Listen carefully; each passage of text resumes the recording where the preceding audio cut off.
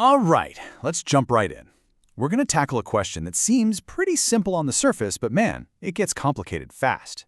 What is it that makes a luxury watch worth thousands, sometimes even tens of thousands of dollars? I mean, think about it. It's a total paradox, right? The watch on your wrist right now might be able to track your sleep, navigate a new city, and take a phone call. And yet, the market for these old-school mechanical watches, these beautiful, intricate, and, let's face it, dumb machines, it isn't just surviving, it's absolutely thriving. So what are you really getting for your money? Let's peel back the onion. So first things first, we gotta understand the very weird economics of the Swiss watch world, because the story here is probably not what you'd expect. Okay, this slide tells two completely opposite stories at the exact same time. Just look at these numbers. Over the last 10 years, the actual number of watches Switzerland ships out has dropped by a third. But get this, the total value of those exports has gone up by a third. How on earth is that possible? Well, here's the big takeaway. The industry has totally shifted its focus. You know, the battle for the low-priced sell a million of a market, that's kind of being lost to smartwatches. So the Swiss watch industry's response was to double down on the high-end stuff. All that growth we just saw is being driven exclusively by luxury watches. The game isn't about volume anymore, it's all about value. So where does that value come from? Let's start with the watch itself. You know, the actual physical object. What's going on inside that little machine that makes it so special? You're going to hear this term thrown around a lot: manufacture movement, or in-house movement.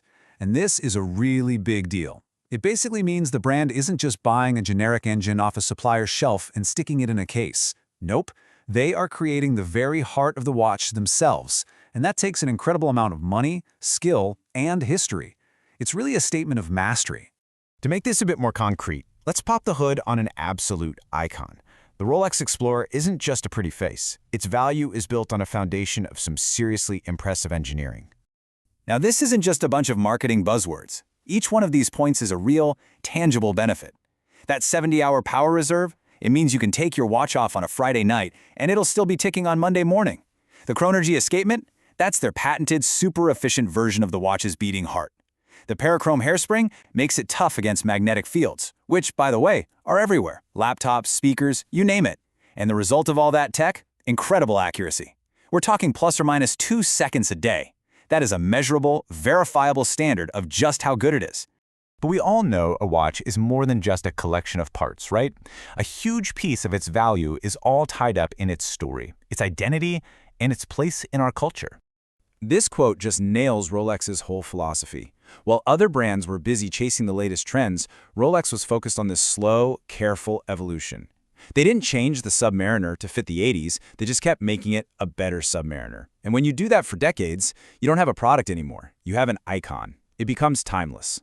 And different brands build completely different cultural identities. So while Rolex might be about these tough, iconic tool watches, a Patek Philippe, that's a whole other vibe. It suggests quiet confidence, a focus on artistry and tradition instead of flash.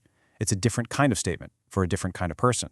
And that brand identity is a huge, huge part of its value. And this kind of status, it doesn't just happen overnight. You can see it right here. A legend is built layer by layer, decade by decade. Continuous production, constant little improvements, and staying true to what it is at its core. All that creates this deep, rich history. You're not just buying a watch, you're buying a piece of a 70-year-long story. Okay, now let's talk about the thing that seems to dominate the conversation these days: the money. Because beyond the craft and the history, these watches exist in this unique economic bubble that's driven by pure, raw supply and demand. And this is where things can get a little wild. So what's this number all about? 8 years. That is the reported waiting list just to buy a new Patek Philippe Nautilus from a store. 8 years. When demand outruns supply by that much, you create a whole new kind of value. And this right here is the result. The official price tag is around 27,000 Swiss francs, but because of that 8-year wait, the price on the open market can easily be more than double that. The scarcity and the hype have created this massive premium that has nothing to do with the cost of steel and everything to do with pure, unadulterated desire. And look, this demand isn't just in one or two places. It is a global thing. The latest data shows that billions are being spent on Swiss watches everywhere, from the US to China to the UK. It's this huge worldwide demand that keeps pushing prices up and up for the most popular watches.